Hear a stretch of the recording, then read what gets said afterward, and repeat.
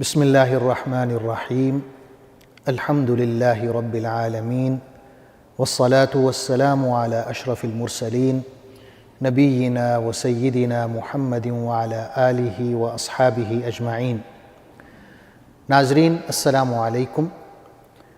سیرت النبی صلی اللہ علیہ وسلم کے حوالے سے ہماری گفتگو جاری ہے، اور آج اس سلسلے کا 44واں پروگرام ہے۔ پچھلے پروگرام میں عرض کر رہا تھا کہ عمرہ قضاء کے بعد رسول اللہ صلی اللہ علیہ وسلم نے چند عسکری مہمات بھیجیں، اور اس کے بعد آپ صلی اللہ علیہ وسلم کی حیات مبارکہ کی جو سب سے بڑی عسکری مہم ہے، جسے ہم جنگ مؤتہ کہتے ہیں، اس پر حضور صلی اللہ علیہ وسلم نے 3000 صحابہ کرام کا لشکر روانہ کیا۔ جنگ مؤتہ جو ہے یہ جمادی الاول سن 8 ہجری میں ہوئی، اور انگریزی اعتبار سے ستمبر کا مہینہ ہے، اور سن 629 عیسوی ہے، اور یہ خون ریزی کے اعتبار سے بھی سب سے بڑی جنگ شمار ہوتی ہے حضور صلی اللہ علیہ وسلم کی زندگی میں۔ مؤتہ ایک شہر کا نام ہے جو اس وقت ملک شام کا علاقہ شمار ہوتا تھا اور رومن ایمپائر کے تحت آتا تھا۔ آج کل یہ علاقہ اردن کے دارالحکومت عمان کے قریب ہے، اور مدینہ سے شمال کی طرف تقریباً 1000 کلومیٹر کے فاصلے پر ہے۔ آج بھی وہاں پر وہ جو میدان ہے، بہت وسیع میدان جہاں پر یہ جنگ ہوئی، موجود ہے۔ اردنی حکومت نے اس کو پریزرو کیا ہوا ہے، اور 2012 میں مجھے بھی یہ شرف حاصل ہوا کہ میں نے وہاں اس جگہ کی زیارت کی جہاں پر یہ اتنی بڑی جنگ ہوئی صحابہ کرام اور رومن ایمپائر کے درمیان۔ اس جنگ کے جو اسباب تھے اس میں یہ ہے کہ صلح حدیبیہ کے بعد، جو کہ سن 6 ہجری میں ہوئی، حضور اکرم صلی اللہ علیہ وسلم نے اس وقت کے جتنے بھی بڑے بڑے بادشاہ تھے یا قبائل کے سردار تھے، انہیں خطوط بھیجے، اسلام کی دعوت دی۔ ان میں ایک خط آپ صلی اللہ علیہ وسلم نے حاکم بصرہ کی طرف بھیجا، اور اسے اپنے صحابی حضرت حارث بن عمیر ازدی کے ہاتھ وہ خط روانہ کیا۔ لیکن ابھی وہ راستے میں ہی تھے، بصرہ نہیں پہنچے تھے، کہ ایک اور شہر ہے جس کا نام ہے بلقاء، وہ بھی رومن امپائر میں ہی شمار ہوتا تھا۔ بلقاء کا جو گورنر ہے شرحبیل بن عمرو غسانی، یہ قیصر روم کا گورنر تھا اس شہر پہ، وہ حضرت حارث کو قید کر لیتا ہے، گرفتار کر لیتا ہے، اور پھر قتل کر دیتا ہے۔ اور اس زمانے میں بھی یہ ایک بہت بڑا جرم شمار ہوتا تھا کہ سفیروں کو یا ایلچیوں کو قتل کیا جائے، اور نہایت ہی گھٹیا حرکت شمار ہوتی تھی جو بلقاء کے حاکم نے کی، جس کا نام شرحبیل بن عمرو بتایا جاتا ہے۔ تو یہ جو جنگ ہے دراصل اس قتل کا بدلہ لینے کے لیے ہے۔ حضور صلی اللہ علیہ وسلم نے صحابی رسول حارث بن عمیر ازدی کے قتل کے بدلے کے لیے یہ فوج روانہ کی۔ آپ صلی اللہ علیہ وسلم نے اس جنگ کے لیے 3 قائد مقرر فرمائے۔ آپ نے فرمایا کہ قیادت زید بن حارثہ کے پاس ہوگی، زید بن حارثہ شہید ہو جائیں تو قیادت جعفر بن ابی طالب کے ہاتھ میں ہوگی، جعفر شہید ہو جائیں تو قیادت عبداللہ بن رواحہ کے ہاتھ میں ہوگی۔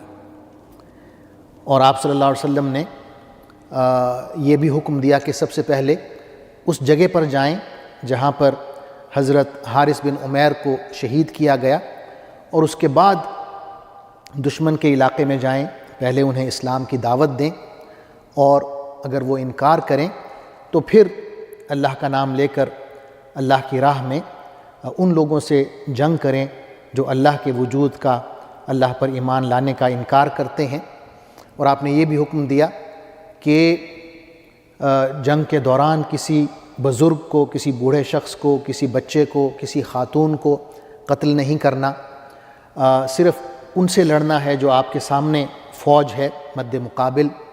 اسی طرح آپ نے فرمایا کہ کسی درخت کو نہیں کاٹنا، خاص طور پر پھلدار درخت، کسی کھجور کے درخت کو نہیں کاٹنا، کسی عمارت کو نہیں گرانا، کسی ایسے شخص کا تعاقب نہیں کرنا، کسی ایسے شخص سے تعرض نہیں کرنا جو اپنے عبادت خانے میں الگ تھلگ بیٹھا ہوا ہو۔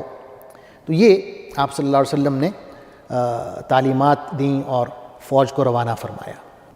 مدینہ سے نکل کر اسلامی فوج جب شام کے علاقے میں داخل ہوتی ہے تو وہاں ایک شہر ہے معان، وہاں پر پڑاؤ کرتی ہے۔ وہاں انہیں اطلاع ملتی ہے کہ بلقاء کا جو شہر ہے جہاں پر حضرت حارث بن عمیر کو شہید کیا گیا تھا، وہاں پر قیصر روم بذات خود 1,00,000 رومی فوج کے ساتھ موجود ہے، اور اتنے ہی تعداد میں عرب قبائل کے لوگ جس میں لخم ہے، جذام ہے، بہرا ہے، بلی ہے، بلقین ہے، ان قبائل کے لوگ مزید 1,00,000 کی تعداد میں قیصر روم کے ساتھ اکٹھے ہو گئے ہیں، یعنی ان کی فوج کی تعداد 2,00,000 ہے۔ اب صحابہ کرام سوچ میں پڑ جاتے ہیں کہ ہم 3,000 ہیں اور دشمن کی جو تعداد ہے وہ 2,00,000 ہے، تو یہ کوئی تناسب نہیں بنتا۔ اگر آپ حساب کریں تو ایک صحابی کے سامنے، ایک صحابی کے مد مقابل تقریباً 66 یا 67 لوگ ہیں لڑنے کے لیے۔ تو بعض صحابہ یہ مشورہ دیتے ہیں کہ ہمیں رسول اللہ صلی اللہ علیہ وسلم کو پیغام بھیجنا چاہیے اور مزید مدد مانگنی چاہیے کہ ہمیں مزید فوج بھیجی جائے۔ حضرت عبداللہ بن رواحہ اس کی مخالفت کرتے ہیں۔ وہ کہتے ہیں کہ آپ لوگ جو چاہتے ہیں، جو آپ کے دل کی تمنا ہے، آپ اسی سے ڈر رہے ہیں۔ شہادت ہماری آرزو ہے۔ اور پھر فرماتے ہیں کہ ہم نے آج تک کبھی اپنی تعداد کو نہیں دیکھا کہ ہماری تعداد کتنی ہے اور دشمن کی تعداد کتنی ہے۔ ہم جس خاطر لڑ رہے ہیں وہ تو یہ دین ہے جس کی بدولت اللہ تعالیٰ نے ہمیں عزت دی ہے۔ اور آپ نے یہ بھی کہا کہ اگر آپ یہ جنگ کرتے ہیں تو ایک نیکی تو یقیناً آپ کے ہاتھ میں آئے گی، یا ہم شہادت حاصل کریں گے یا ہم فتح حاصل کریں گے، تو ان دو نیکیوں میں سے ایک نیکی کا حصول جو ہے وہ لازمی ہے۔ تو صحابہ اکرام تمام متفق ہو جاتے ہیں حضرت عبداللہ بن رواحہ کے اس مشورے پر، اس رائے پر، اور جنگ کے لیے تیار ہو جاتے ہیں اور دشمن کے علاقے میں مزید پیش قدمی کرتے ہوئے مؤتہ کے مقام تک پہنچ جاتے ہیں، جو کہ میں نے عرض کیا کہ ایک بہت وسیع جگہ ہے، میدان ہے۔ وہاں پر دشمن کی فوج پہلے سے موجود ہے، تو دونوں فوجوں کا آمنا سامنا مؤتہ کے مقام پر ہوتا ہے اور وہاں پر یہ جنگ ہوتی ہے۔ جنگ شروع ہوتی ہے، حضرت زید بن حارثہ رضی اللہ عنہ کے ہاتھ میں جھنڈا ہے، آپ بہت بہادری سے لڑتے ہیں اور یہاں تک کہ شہید ہو جاتے ہیں۔ آپ کی شہادت کے بعد حضرت جعفر بن ابی طالب رضی اللہ عنہ جھنڈا سنبھالتے ہیں اور اتنی بہادری سے لڑتے ہیں کہ دشمن کی فوج میں بہت اندر تک گھس جاتے ہیں، اور اتنا وہ گتھم گتھا ہو جاتے ہیں کہ گھوڑے پر بیٹھ کر مزید لڑنا مشکل ہو رہا ہوتا ہے، تو اپنے گھوڑے سے اتر جاتے ہیں اور لڑنا شروع کر دیتے ہیں، یہاں تک کہ ان کا دایاں ہاتھ کٹ جاتا ہے، تو وہ بائیں ہاتھ میں علم بلند رکھتے ہیں، یہاں تک کہ ان کا بایاں ہاتھ بھی کٹ جاتا ہے۔ اس کے بعد وہ جو دونوں بازو بچ جاتے ہیں کندھوں کے ساتھ لٹکے ہوئے، ان سے وہ جھنڈے کو لپیٹ لیتے ہیں اپنے سینے کے ساتھ اور اسے بلند رکھتے ہیں، جب تک شہید نہیں ہو جاتے جھنڈا بلند رکھتے ہیں۔ آپ کی شہادت کے بعد حضرت عبداللہ بن رواحہ جھنڈا لے لیتے ہیں اور بہادری سے لڑتے ہوئے آپ بھی شہید ہو جاتے ہیں۔ حضور اکرم صلی اللہ علیہ وسلم مدینہ میں اسی روز صحابہ کرام کو بتا رہے ہوتے ہیں کہ مؤتہ میں اس وقت جنگ ہو رہی ہے اور جنگ کے کیا حالات ہیں۔ آپ صلی اللہ علیہ وسلم کی آنکھوں میں آنسو ہوتے ہیں. آپ فرماتے ہیں کہ اس وقت جھنڈا زید کے ہاتھ میں ہے اور وہ لڑ رہا ہے. اور پھر آپ فرماتے ہیں آنکھوں میں آنسو لیے ہوئے کہ زید اب شہید ہو چکا ہے. پھر آپ فرماتے ہیں کہ اب جھنڈا جعفر نے لے لیا ہے اور وہ بہادری سے لڑ رہا ہے. پھر آپ فرماتے ہیں کہ اس کا دایاں ہاتھ کٹ چکا ہے. پھر فرماتے ہیں کہ اس کا بایاں ہاتھ کٹ چکا ہے. پھر آپ ان کی بھی شہادت کی خبر دیتے ہیں اور فرماتے ہیں کہ اللہ تعالیٰ نے جعفر کو اس کے 2 بازوؤں کے عوض 2 پر عطا کیے ہیں اور وہ جنت میں ان پروں کے ساتھ جہاں چاہتے ہیں اڑ کر جاتے ہیں. حضرت جعفر طیار ان کا لقب ہے یا جعفر ذوالجناحین بھی آپ کا لقب ہے کہ اڑنے والے جعفر یا 2 پروں والے جعفر. پھر آپ فرماتے ہیں کہ اب جھنڈا عبداللہ بن رواحہ نے لے لیا ہے. پھر آپ ان کی بھی شہادت کی خبر دیتے ہیں. پھر آپ فرماتے ہیں کہ اب مسلمانوں نے متفقہ طور پہ جھنڈا ایک ایسے شخص کے ہاتھ میں دیا ہے جو اللہ کی تلواروں میں سے ایک تلوار ہے اور اللہ نے اس کے ہاتھ پر فتح نصیب فرما دی ہے. اور ہوتا یوں ہے کہ جب حضرت عبداللہ بن رواحہ شہید ہو جاتے ہیں تو صحابہ کرام متفقہ طور پہ حضرت خالد بن ولید رضی اللہ عنہ کو اپنا قائد چنتے ہیں اور حضرت خالد بن ولید جو ہیں بقیہ دن جنگ جاری رکھتے ہیں اور اتنی بہادری سے لڑتے ہیں کہ دشمن کی ایک کثیر تعداد جو ہے وہ قتل ہوتی ہے. بخاری شریف میں آتا ہے حضرت خالد بن ولید رضی اللہ عنہ خود راوی ہیں اور جنگ موتا کا واقعہ بیان کرتے ہوئے فرماتے ہیں کہ سارا دن میں بہت بہادری سے لڑا اور اس دن میرے ہاتھ میں 9 تلواریں ٹوٹیں. یعنی اتنی وہ جانفشانی سے لڑتے تھے کہ تلوار کی ضرب سے تلوار ٹوٹ جاتی تھی. پھر آپ دوسری تلوار لیتے تھے وہ ٹوٹ جاتی تھی. اس طرح ایک ایک کر کے 9 تلواریں ٹوٹیں. پھر آپ فرماتے ہیں کہ آخر میں ایک یمنی تلوار تھی جس نے میرا ساتھ نبھایا اور وہ دن کے آخر تک میں نے اس کو استعمال کیا اور وہ نہیں ٹوٹی. جنگ کے دوران حضرت خالد بن ولید یہ بھی سوچتے رہتے ہیں کہ کوئی ایسی حکمت عملی استعمال کی جائے کہ جو دشمن کی فوج ہے ان کے دلوں میں رعب پیدا ہو جائے اور وہ ہمارا پیچھا نہ کر سکیں. یعنی حضرت خالد بن ولید رضی اللہ عنہ کو بخوبی اندازہ ہوتا ہے کہ یہ کوئی مقابلہ نہیں ہے 3000 کے لشکر کا 2 لاکھ کے لشکر کے ساتھ، اور وہ مسلمان فوج کو بحفاظت اس حالت سے نکالنا چاہتے ہیں. شام پڑ جاتی ہے اور اس وقت کے قانون کے مطابق جنگ روک دی جاتی ہے اگلی صبح کے لیے. تو رات کو حضرت خالد بن ولید رضی اللہ عنہ جو انہوں نے جنگی حکمت عملی سوچی ہوتی ہے اس کو استعمال کرتے ہیں. آپ یوں کرتے ہیں کہ فوج کا جو دایاں حصہ ہے جس کو میمنہ کہتے ہیں اس کو بائیں طرف لے جاتے ہیں اور جو بایاں حصہ ہے جس کو میسرہ کہتے ہیں اس کو دائیں طرف لے آتے ہیں. جو فرنٹ کا حصہ ہے جس کو مقدمہ کہتے ہیں انہیں آپ بالکل پیچھے لے جاتے ہیں، اور جو پیچھے کا حصہ ہے جس کو مؤخرہ کہتے ہیں فوج کے اس دستے کو بالکل آگے لے آتے ہیں. ظاہر ہے شکلیں تبدیل ہو گئیں، لباس مختلف ہوں گے صحابہ کرام کے. تو جب صبح ہوتی ہے اور دشمن کی فوج دیکھتی ہے مسلمان فوج کو تو وہ یہ سمجھتی ہے کہ غالباً مدینہ سے ان کو مزید فوج کی کمک پہنچی ہے، مدد پہنچی ہے. اور یہ بھی ان کے دل میں ہوتا ہے کہ پچھلے دن اس چھوٹے سے لشکر نے ہمارا جو حال کیا ہے وہ سب کے سامنے تھا، آج مزید فوج آ گئی ہے تو ہمارا مزید برا حال ہوگا. لیکن حضرت خالد رضی اللہ عنہ جنگ شروع کر دیتے ہیں اور دن کا پہلا پہر لڑتے ہیں. اس کے بعد وہ آہستہ آہستہ اپنی فوج کو پیچھے لانا شروع کرتے ہیں صحرا کی طرف. دشمن کی فوج سمجھتی ہے کہ غالباً یہ ہمارے ساتھ چال چل رہے ہیں، ہمیں صحرا میں دھکیل رہے ہیں تاکہ ہم وہاں پیاس سے ہم مر جائیں. تو وہ مسلمان فوج کا پیچھا نہیں کرتے، وہیں پہ رک جاتے ہیں.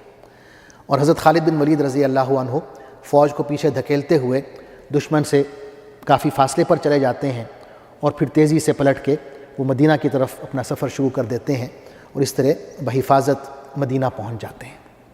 جنگ موتا میں اگر ہم فریقین کے جو جانی نقصان ہیں ان کا جائزہ لیں تو روایات سے یہی معلوم ہوتا ہے کہ صحابہ کرام میں 12 شہید ہوئے اور رومی لشکر میں ایک کثیر تعداد جو ہے وہ قتل ہوتی ہے، جس کا شمار بہت مشکل تھا، لیکن یہی روایات میں آتا ہے کہ ان کی ایک کثیر تعداد قتل ہوتی ہے۔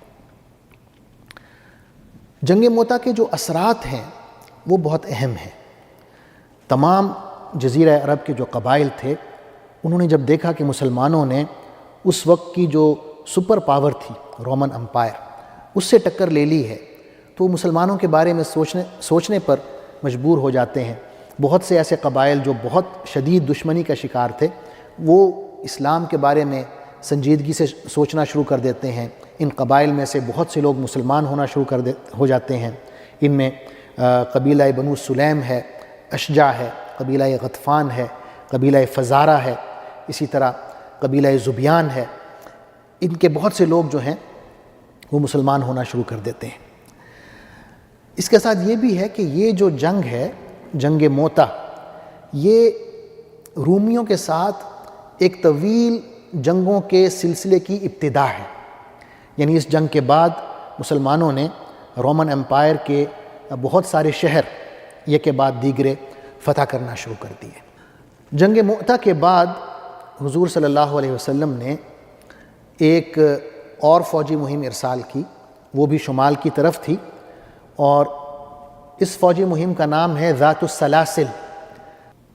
ذات السلاسل ایک مقام ہے وادی قرا کے قریب۔ وادی قرا کے حوالے سے میں نے بتایا تھا کہ یہ خیبر کے قریب ایک شہر ہے۔ اس فوجی مہم کی 2 وجوہات بتائی جاتی ہیں۔ پہلی وجہ تو یہ ہے کہ جب حضور صلی اللہ علیہ وسلم نے یہ دیکھا کہ جنگ موتا میں جن عرب قبائل نے رومیوں کا ساتھ دیا ہے، ان میں 2 بڑے بڑے قبیلے ہیں، لخم اور جزام، اور کچھ اور قبائل ہیں، جوہینہ ہے، بلی ہے، بہرا ہے، اور ان میں سے 1 لاکھ کی فوج تیار ہو کے رومیوں کے ساتھ جا ملی ہے۔ ان قبائل کو رومن امپائر سے کاٹنا ضروری ہے، ان قبائل کے ساتھ دوستی کے معاہدے کرنا ضروری ہیں۔ اور دوسری وجہ یہ تھی کہ آپ صلی اللہ علیہ وسلم کو یہ اطلاع ملی کہ اسی ایریا میں ایک بڑا قبیلہ ہے بنو قزاع، وہ مسلمانوں کے لیے جنگ کی تیاری کر رہا ہے۔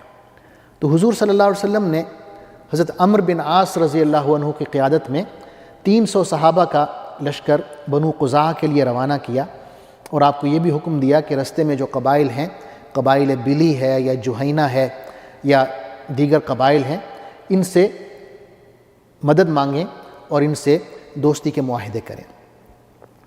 حضرت عمرو بن عاص رضی اللہ عنہ خفیہ طریقے سے سفر کرتے ہیں، رات کو سفر کرتے ہیں، دن میں وہ چھپ جاتے ہیں، اور جب بنو قزاع پہنچتے ہیں تو دیکھتے ہیں کہ ان کی فوج تو واقعی بہت زیادہ کثیر تعداد میں ہے، اور ان کے پاس جو عددی قوت ہے 300 کا لشکر، یہ ان سے بہت کم ہے۔ تو حضرت عمرو بن عاص رسول اللہ صلی اللہ علیہ وسلم کو پیغام بھیجتے ہیں کہ ہمیں مزید فوج کی ضرورت ہے۔ تو آپ صلی اللہ علیہ وسلم 200 صحابہ مزید ارسال فرماتے ہیں، ان میں حضرت ابو بکر اور حضرت عمر بھی شامل ہیں۔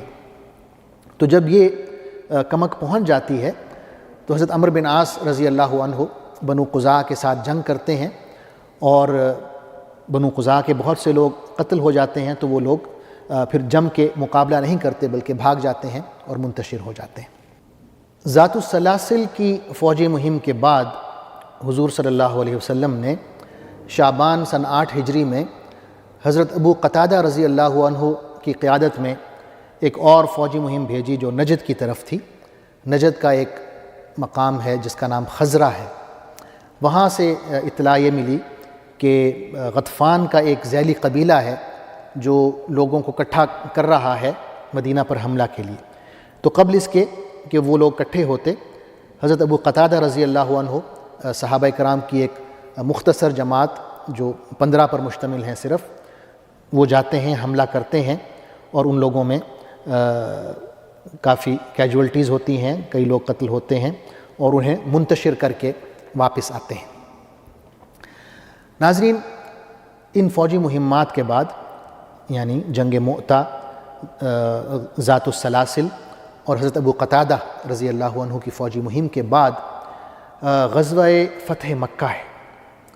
یہ فتح عظیم ہے اور اس کی انشاءاللہ تفصیلات، اس کے کیا اسباب تھے اور کیا تفصیلات تھیں، وہ انشاءاللہ میں اگلے پروگرام میں عرض کروں گا۔ تب تک کے لیے اجازت چاہتا ہوں۔ اللہ حافظ، والسلام علیکم ورحمۃ اللہ وبرکاتہ۔ اللہم صلی علی سیدنا محمد وعلی آلہ وصحبہ وسلم۔ اللہم صلی علی سیدنا محمد وعلی آلہ وصحبہ وسلم۔